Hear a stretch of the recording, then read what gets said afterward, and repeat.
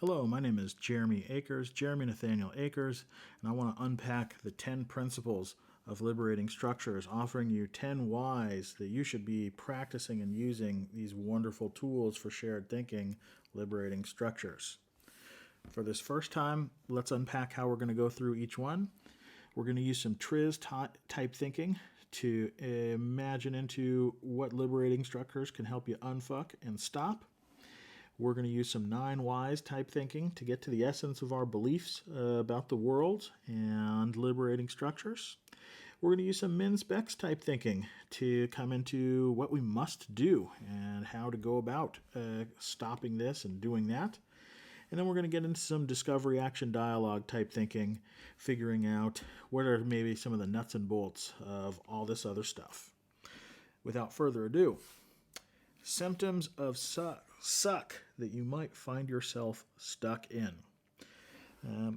You may have been somewhere where you noticed that influence was restricted, that there was a back room, a private space, an ivory tower, if you will, in which the deciding happened, and then there was some communication and campaigning, a buy-in procession about that decision, and then folks were sort of coerced to get with the program of that decision that had already been made in their absence.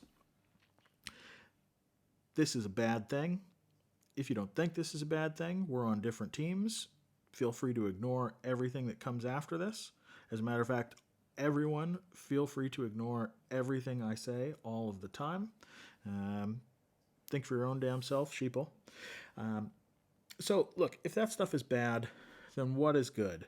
Well, we believe that we should include and unleash everyone. And yes, every motherfucking one.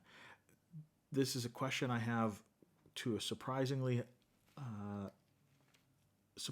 often with managers. I mean, really, everyone? Yes. If it's about me, then it shouldn't be without me.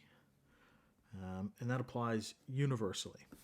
So, since that's what we believe, then we must invite everyone touched by a problem to share in the possible solutions and invent new approaches together. We should be reaching across levels, silos, and disciplines beyond the usual suspects to gather together everybody involved or everybody with insight and throw their ideas, information, and insight into the mix. So, since that is what we must do, we're going to do that by actually practicing liberating structures.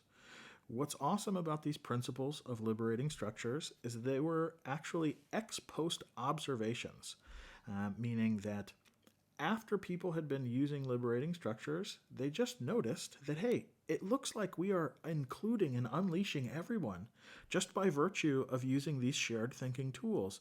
It wasn't what we expected, it wasn't what we intended, but hey, this is an added benefit of making use of these patterns of thinking. So liberating structures make that possible. A little bit on how. Liberating structures are scale invariant tools for shared thinking. That means, just like in this video, I can use the ways of thinking all by myself to organize my thoughts, and I can use it in groups of hundreds of people to help us organize our thoughts together.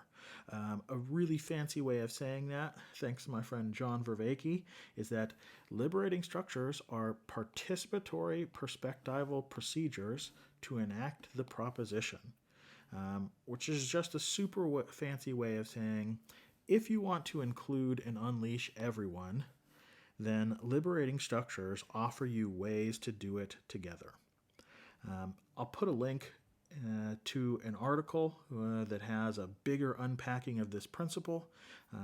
My name is Jeremy Nathaniel Akers. Thanks very much for your time, attention, and energy. Cushes.